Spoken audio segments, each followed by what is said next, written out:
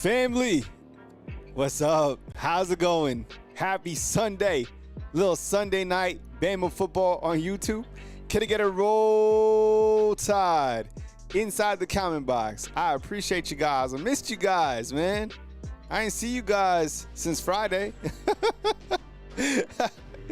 But today, we talk Alabama football tonight. Basically kind of be like a preview of Monday's show. We had some footage come in today and yesterday. We heard from Kane Womack. We'll discuss that tomorrow on Monday's show. And tonight on the show, we'll go over what Coach Kalen DeBoer said. As we do, we'll play it, we'll pause it, we'll add a little bit of context. We'll ask some questions that are kind of, on our mind. And we'll have a good time right here on Bama Football on YouTube. So I appreciate you guys for being here. Thank you so much. Let me know you're watching from inside the comment box. I'll give you guys some shout outs. And, I want to dedicate, thank you so much. Yeah, I appreciate everybody being here. All right. So we got, and I'll go over the footage just real quick. I know that the footage came out and I have another video that I released earlier that was kind of highlighting the footage, and we'll go over it one by one. Let me see where everybody's coming in from, though. Let everybody get checked in. All right, Daniel, what's up, man? Good to see you, bro. I hope you're having a really good weekend. Young C, what's up, man? Good to see you. Chad, good to see you, man. Kalen the Boss, what's up, bro? Patriot Life's up in here. Young C Gaming, good to see you. Josh Johnson. Kalen Childress, good to see you. Josh Johnson. Lisa Lux in here. Steve Taylor. Sam Anderson. Sean the Explorer. Chris from New Jersey. Kalen says that it is Wichita, Kansas, with the house. It's a nice 78 degrees. Yeah, I mean, here in Tuscaloosa, it's like a million. Here's Dylan. What's up, Dylan? Tim Evans checking in. Oh, wow. We have someone coming in from Palo Alto. I love me some Palo Alto. Man, Silicon Valley. That's what's up. Stanford, right? That's what's up. Really good spot. Sam Anderson, good to see you, man. Also in Northern Cali. Yeah, I love Northern Cali. Tide Talk Live, what's up? Sean the Explorer. All right. And Jackie White says he played some golf in the Gulf. All right, man. Yeah. Okay. All right, well, let's get it started. Let's rewind the tape. I'll play Coach Kalen DeBoer here in a second. I want everybody to get checked in, but I want to go over the highlights. And you might have saw a video that I already released that went over the highlights from today. And this is courtesy of the University of Alabama. They send out B-roll, and I like the B-roll that they send out because they're actually on the field with heavy-duty cameras. It's a better look than somebody's cell phone, right? It's just my opinion on how it looks. So let's go over this. And the first thing that stood out to me was this highlight that they have. Look at Ryan Williams right here. I mean, the body control of this young man. I was watching yesterday. I was watching Alabama play Vanderbilt, and if you follow, I have an X account like Twitter. And I don't post frequently. I don't post my life away or anything like that. But I was making some observations from that Vanderbilt game. And man, it is just extraordinary, the body control that this guy has and what they were able to do. I forgot that he scored on a reverse in that Vanderbilt game last year. And I mean, this play right here, look, nobody's even looking because everybody's just kind of accustomed to what Ryan Williams is able to do, right? Here's Rico Scott. And, I kind of go back to Rico and I have the poll question for right now. Damn, that was a nice catch by Rico too. And I have the poll question, and it's what should we call Rico? Oh, Rico the Rocket. All right. So I said Rico the Diesel. That doesn't have the same sound to it, Diesel Rico. I don't know what we call him. Rico the Rocket, I guess. Right? He ran 23.5 miles an hour. This is Jeremy Bernard right here. Gets off, catch, tuck, turn up field. Cole Adams, right? Good to see Cole Adams.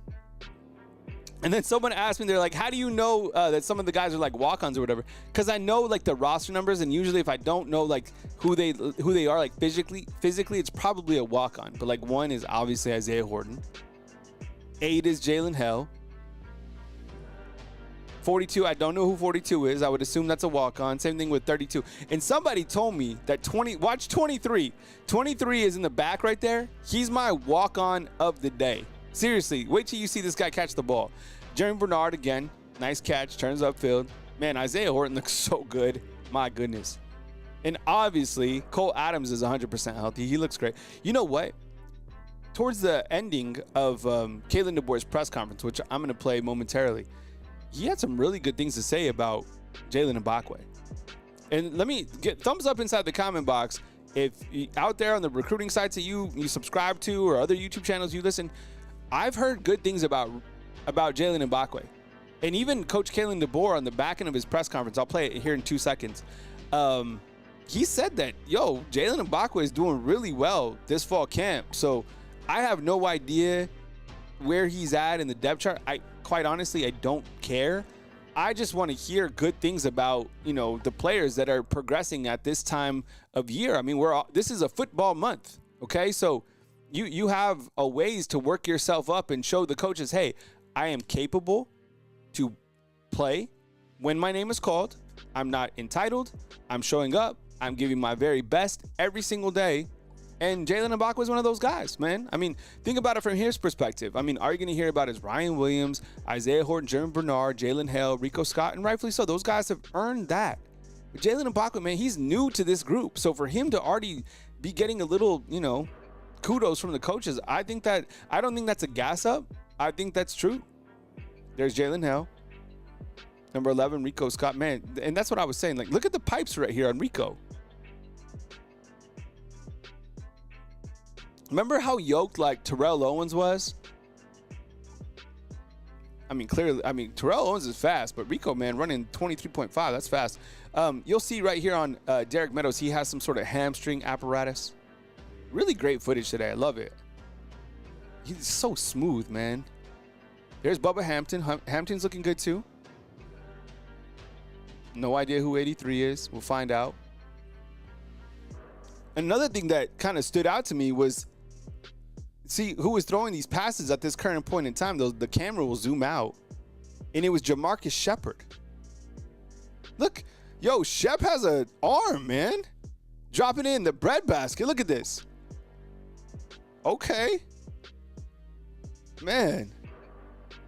Is he the third string quarterback on this team? This is my guy right here. 23. Someone mentioned his name earlier in the comment box. We'll highlight him on tomorrow's show. But 23 is my guy. The dude can play. Nice catch, 83. 42. See what you got. Okay. Stop, come back to the ball. Jeremy Bernard. All right, I'll show the running backs, and then I'll bring on Coach Kalen DeBoer. Good to see everybody up inside the comment box. There's Jalen Mbakwe, once again, number 3. Nice catch, Cole Adams. Go get it, Jalen Hale.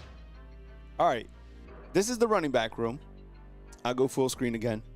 And I continue just to highlight, like, Jam Miller. Man, it is like, this running back room is big. 220-pound grown man. Number 20 to the right, that's Draylen Washington. He don't look small, right? Does this guy look small? Actually, he looks big. And right here, this is Daniel Hill. Bam, bam. Next up, Richard Young. Not small either. 240 pounds of Daniel Hill. Jamie, what's up, man? Good to see you, bro. And Patriot Life, thank you so much for giving out some fan funderships, man. I really appreciate you building up the community as always. This is AKD, our freshman running back. Number 27, I would imagine, walk on. Here's Ty. Look at this ball right here. No, there's a pass coming up. There's our boy number 23.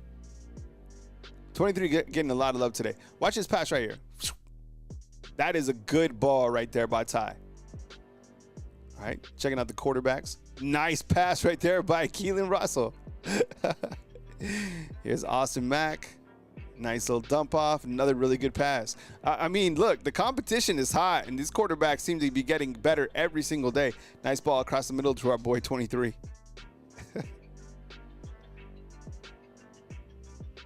Nice catch, Rico. We'll do one more, and then we'll go to Coach Kalen DeBoer. Appreciate you guys being here. Nice pass. I get it. See, all right, we got to stop it. We got to find out 23's name right here. I just can't go on with the show without it. Alabama football roster 2023. All right, I'm looking on the other side. Number 23. All right. Let's see what his name is. This is our boy right here. He's a redshirt senior. I don't know how to pronounce his name. Let me see if I can bring it on the other side. I'll find out the pronunciation of his name tomorrow. But this is our boy right here. All right, this dude's doing a hell of a job. Redshirt senior. I never even heard of him, but I like his game. I respect it. All right, I respect the game, and yeah, doing a hell of a job. All right, next up we got Coach Kalen DeBoer. He was at the podium today, and he starts off with his opening statement, and then he gets right to an update about Lotzeir Brooks. So I'm sure you already saw it out there. Lotzeir Brooks, it doesn't look like it's going to be anything that is an extended injury.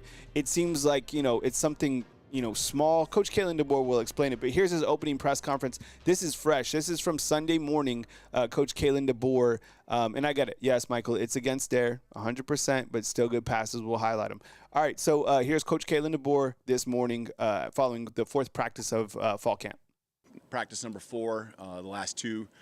Obviously with pads and longer practices, just, challenging the guys' competitive stamina, the physical, the mental piece of it, and really like how they were able to sustain the energy, sustain the effort and attitude, right? Just bringing juice, focusing on the next play, all those things that are cliches that are so important to success on the football field. And so that was the challenge from a big picture from January when the guys brought high-level intensity, and you narrow it down to each practice, and even each period and each play. And so start to finish, high expectations, and these guys doing a good job picking each other up.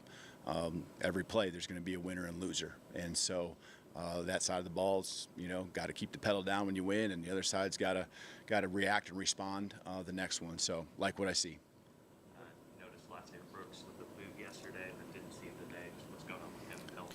You probably can't hear the reporter's questions. So if you're new to this format, what I do is I play it, I pause it, and I'll because I can hear what the reporters are saying. So this particular question, what's the status on Lotzeir Brooks, the wide receiver who reporters didn't see at practice? He had like a boot on his ankle, but here's Coach Kalen DeBoer explaining Lotzeir Brooks.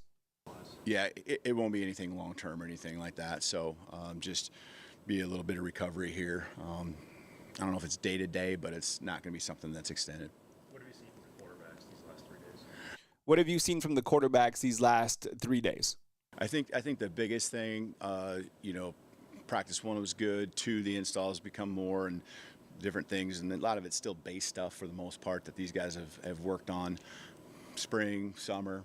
But there was a couple just missed opportunities really between receivers or skill guys and the quarterbacks. And I thought the last 2 practices, those near misses have now been, completions. And so that's what you like to see, where the plays are getting made. The plays are getting drawn up, and there's execution on a high level somewhere. And either you miss the throw, or sometimes it's maybe there's an offensive line, breakdown of some type, or someone just a little closer and causing a little bit of distraction for the quarterback. But the last 2 days have really been better, and that's what you want to see. What is favorite responsibility right now? So he's got the sleeve on his leg. Mm-hmm. What's he doing right now? Yeah. He's asking about a sleeve, I guess, that the reporter saw on Quay Rusa on his leg. Players wear sleeves sometimes kind of like as fashion. Sometimes it's, a compression sleeve. Here's Kalen DeBoer on Quay Russo. He was out there taking team reps, and there's nothing as far as anything we're concerned about. The volume a little bit, just tweaked a little bit, but he's good and playing at a high level, and so just making sure we're careful. But he's good. What do you see from that room in general, the linebacker room especially? What have you seen from the Wolf linebacker position? What have you seen from the room along Quay Russo? Because that room is absolutely outstanding. Competitiveness, guys that all want to make sure they're on the football field, and I trust them all. I really do. A lot of just high energy, high effort. They focus on playing at a high level, and great character, great personalities. A lot like what I would say in the quarterback room, where they all push each other in a healthy way. But there's some playmakers there, and they always do their job first and foremost as part of the defensive concept. Whatever it's called, and I like the way they're getting to the quarterback and really pressing ththose edges. And they're versatile enough they can do a lot of other things too, where, you put them in spots even once in a while in coverage. I just want to address something real quick. Oscar is asking inside the comment box. Hey, Oscar. Oscar is asking about something that he saw online regarding Keon Tab being academically ineligible for the remainder of 2025. Is that clickbait? Yeah, I think that's fake. 100%. So if anything like major comes out like that, like stick with like the normal sources, but I think this is clearly clickbait. And there's a lot of it. There's these Facebook pages that are posting like fake stuff and getting a lot of high engagement. So we'll put this under the clickbait, but worth asking. So no question is a bad question, in my opinion. We continue with Coach Kalen DeBoer, but thanks for bringing that to our attention, Oscar. Besides Jeremy and Ryan Williams, who are a couple of wide receivers that are showing you that they can play multiple spots? Besides Jeremy Bernard and Ryan Williams, what other wide receivers are starting to step up? Mm-hmm. I think Rico's one of those guys. I think he can play inside and outside.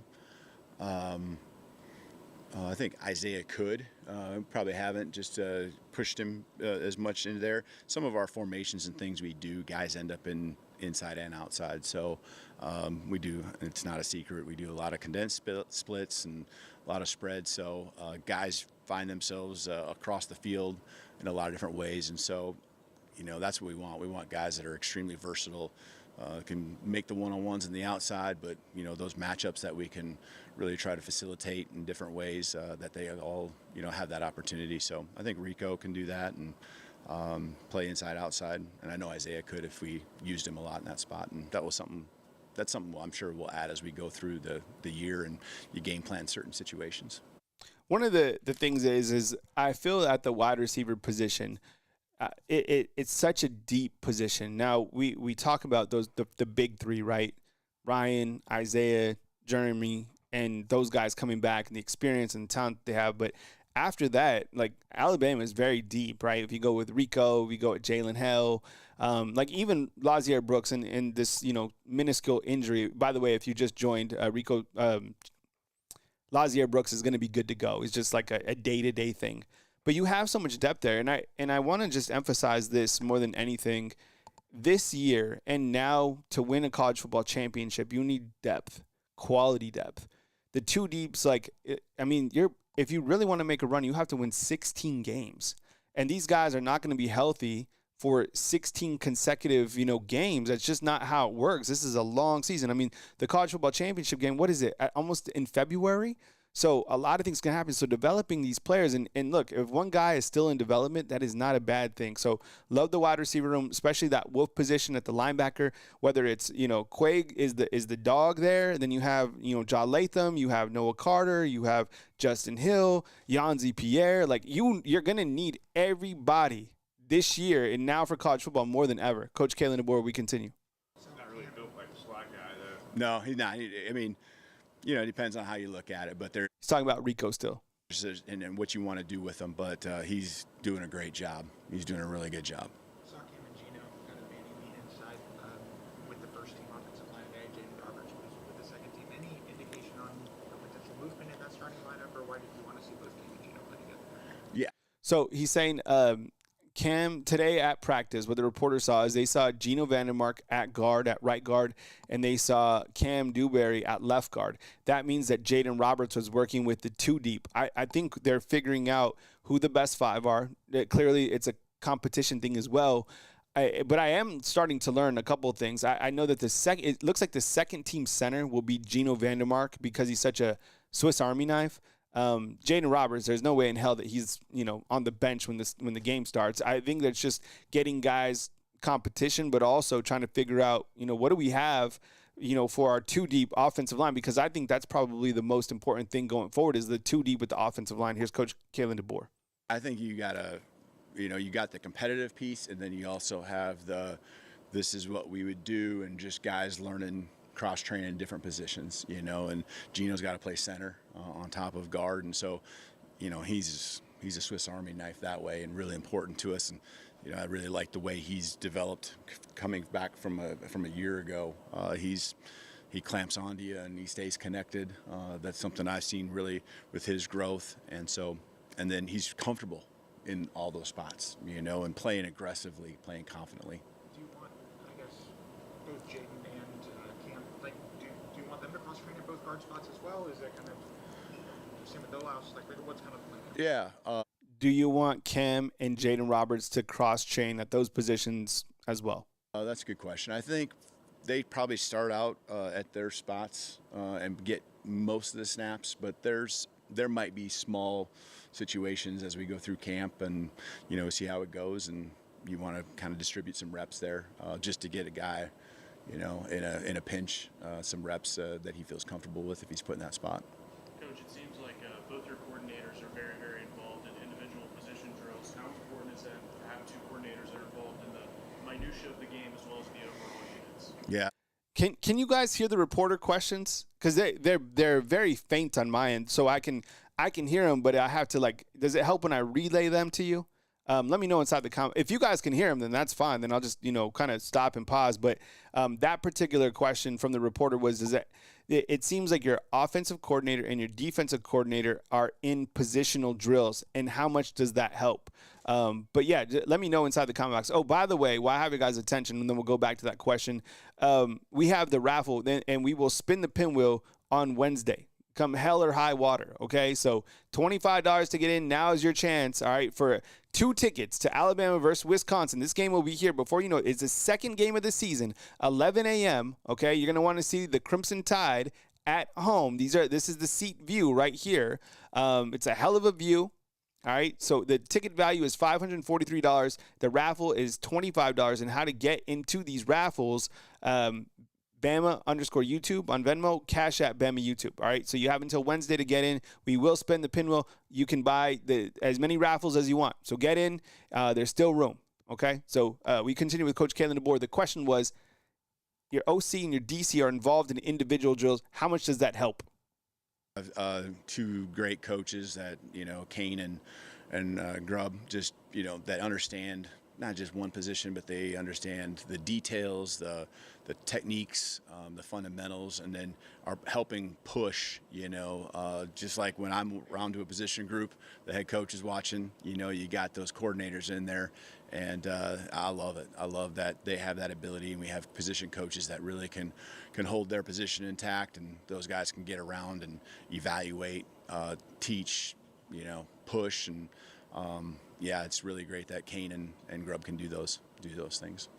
Don't think we'll talk to you before Saturday for scrimmage. Just what are you looking to get out of that, and from a quarterback standpoint, is there anything different rep-wise that you do compared to the spring scrimmages?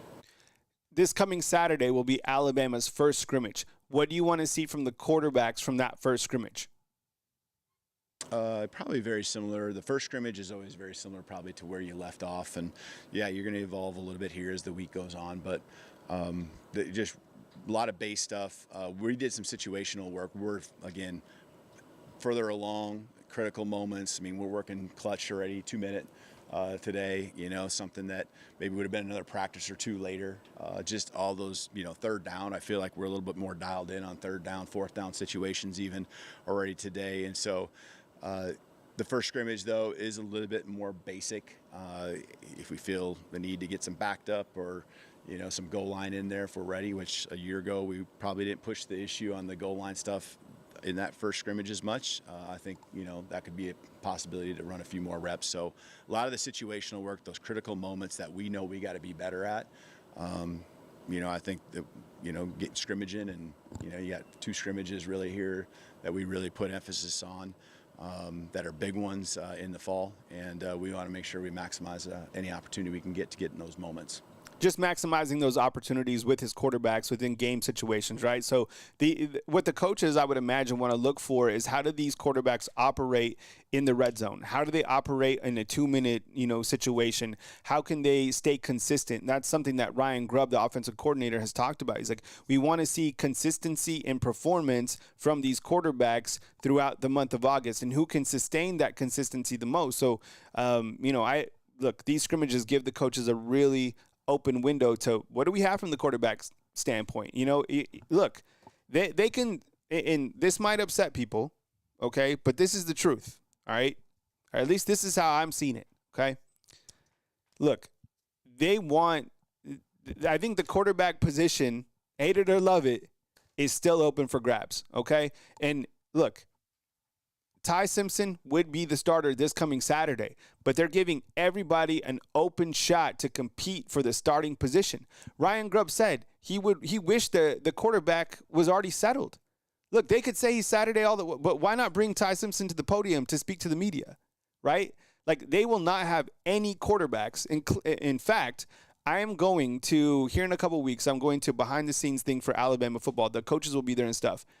I was told this, that they were originally supposed to, I promise you, they were originally supposed to have the quarterback, Ty Simpson, go and speak to this event that I'm going to.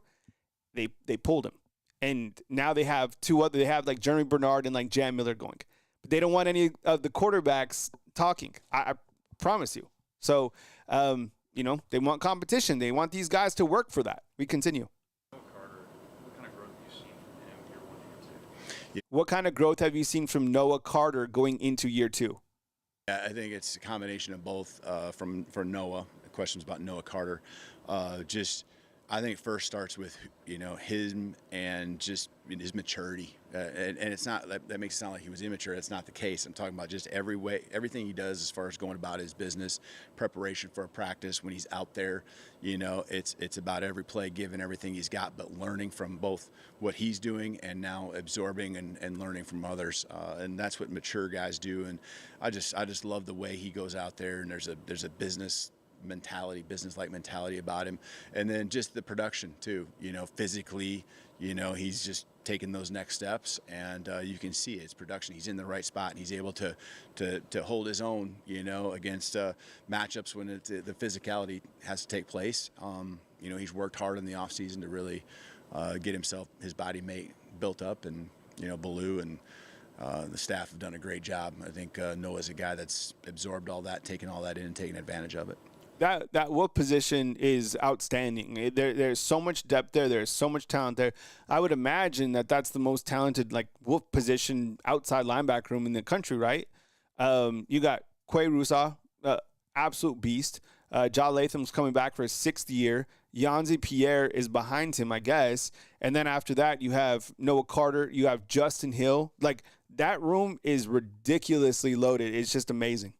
We've talked to a lot of players, talked about team chemistry, and you and yesterday, LT Overton said that's kind of back to you and that relationship. Do you see that team reflecting your personality?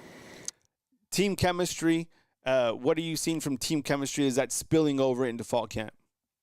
The chemistry part, the part that I really push is, in the end, them holding each other accountable. On top of, yes, it starts with the coaches and myself. We got to be the culture leaders, but really where it really comes to life is from them. And when it means that much to them, and they're investing and the ownership that they have in the team, and not just the team as a whole, but the individuals. It starts with probably position groups and their side of the ball. And then, man, when it really catches fire is when each side of the ball can affect the other and influence each other, whether it's the personal relationships or what's happening on the football field, to where, it gets testy, it gets physical, and it's only going to happen more and more as they get more wore down, how we responded. And I just love the direction it's going. I don't feel like you're ever there yet, and once you relax, it's going to start going the wrong way. And so LT would be a guy that, really does a great job of making sure he takes care of himself, and then how's he affecting? He's setting the standard of how he wants the guys around him and those he comes in contact with, and offensively, he's pushing those guys, to the max in how he plays, but also just their mindset. And so, yeah, I think I love the direction it's going. And again, we're never there. We're always going to be just short, but because if we do get there, it's going to start going the wrong way. So, love the culture that's building within the team. I like that too. Look, he just said the culture that's building within the team. Let me ask you this. Look, not trying to start a war or anything, but doesn't this seem collectively like the team has more cohesiveness? It seems like it's more Coach Kalen DeBoer's team. It seems like there's more team now. I don't know. I mean, it's not that there was just individuals last year, because there's always the team, but it seems like they do have a team kind of identity, which is promising at this point in time. Now, that's got to translate to the year. But one of the things that really pissed me off last year, because I just watched this game, and I don't want to open old wounds, but I did notice this. So last year when Vanderbilt was absolutely, beating up on Alabama, by the way, Vanderbilt hit Alabama so hard last year, it was crazy. Vanderbilt was like one of the hardest hitting teams. It was wild. Guys were going down for Bama left and right. But so Bama was getting their, kicked, and Alabama scores a touchdown. They're still down by like 3 scores or whatever in the game. And one of the most ridiculous things that I saw, and I hope this doesn't, happen anymore, but they started dancing in the end zone when they were still down by like 3 scores. I was like, what type of like culture is that? That was embarrassing that they were down at that point. Like, you score, hand the ball to the official, run back and get ready for the next play. It's just like, I don't, hopefully that culture is kind of gone. But man, when you're losing, even if you're winning, it's not over till it's over. Maybe that I'm just kind of old school. I don't know.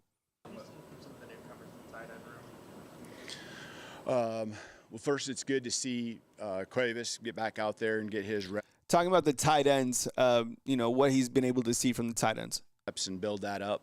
And I think there's a lot of learning going on. You got the 2 guys that came in. Really, there's 3 that came in the summer. The 2 guys transferring in, and Caleb from high school. So they're swimming a little bit, just with the physicality piece now that you put the pads on. But they've adjusted, I think, just in a way that I would expect. Here even today, I feel like there was growth from yesterday to today. There's first understanding your responsibility and executing your job. And the more reps they get at that, the more comfortable they get. But Caleb's got big target. Does a nice job. Is very savvy, instinctual. He's got some of that dual sport in him, and he feels comfortable out in space. And then, I think Jack, physical, kind of a mauler type guy, and then Brody's done a nice job, I think, kind of in between. He's got that experience and got a lot of football under his belt, but he's also, learning and getting used to playing every practice at the level we're playing. So, yeah, those guys are doing a nice job adjusting. How much more excitement do you sense from players to get into full pads and live contact? How much excitement are you seeing from the guys to get into live contact, full pads? Yeah, these guys are so focused right now on today, and that's what I love about them. That time's going to come. They still even get tomorrow. We don't have a practice, and I just really like how we set up 2, 1 off, 2, and then 1 off as far as practices, to where they can go out there and they can play extremely fast. This next week will be now where they really grind and get into those padded practices, but they're just doing a great job of focusing on the moment. And so really answering that question, it'd be more about they haven't even thought about that yet. And I really, truly believe that that's the case. What have you seen from I don't know, Byron, dog. Like, I'm telling you, man, Kobe Prentice got knocked out. They knocked the tight end out. Ryan Williams got absolutely destroyed when he jumped like 40 inches in the air. Everybody was going down, dude. It was wild. Vanderbilt was like just beating them down. It's facts. Go watch I just watched it yesterday. I was like, oh my God. Oh no. Here's I think we have one more from Coach Kalen DeBoer. Jalen Mbakwe this summer? Oh, this is Jalen Mbakwe. I love this. So he's talking about Jalen Mbakwe. What has he seen from Bach during fall camp? He's had a couple, more so, right now than the summer. Bach's made some nice plays here. He's actually gotten practice kicked off in a good way from an offensive standpoint with some big plays early on. And so, again, growth happening. It's fun. That's great to see. I feel like, any player, you're always looking at, can you trust him to get lined up? Can you trust him to do his job? Those are really things that I'm not worried about with Bach. And so now it's just getting comfortable more and more with the offense and the timing and working with the guys around him. So the growth I would hope for is what I'm seeing. All right, love it. I mean, that's all you want to hear from somebody like, Jalen Mbakwe. I mean, the guy, just got to the wide receiver room. It's going to take him some time to cut his teeth there, but clearly this guy is like an incredible athlete, somebody who's good enough to go from defense to offense. And we all believe in Jalen Mbakwe, and that's a loaded wide receiver room, but that's a hell of an update. So, yeah, I just wanted to get on here tonight and go over Coach Kalen DeBoer's press conference. I thought, I think the biggest takeaways from this press conference, number one, Lotzeir Brooks, it's nothing serious with his injury. He addressed that from the jump. He wants to see competition from the quarterbacks in next Saturday's open scrimmage. It's not open, but their first scrimmage. And, good update there on Jalen Mbakwe. He wants to see continued competition within the guards, whether that's Cam Dewberry, Geno Vandermark, Jaden Roberts. The defense, he highlighted that wolf position room. Noah Carter said that Quay's okay. So, you're in a good spot. And I like where the direction of the momentum is, but it's early. It's 4 practices, but this is what we do. We overanalyze everything, and we love it because it's Alabama football. We can't stop.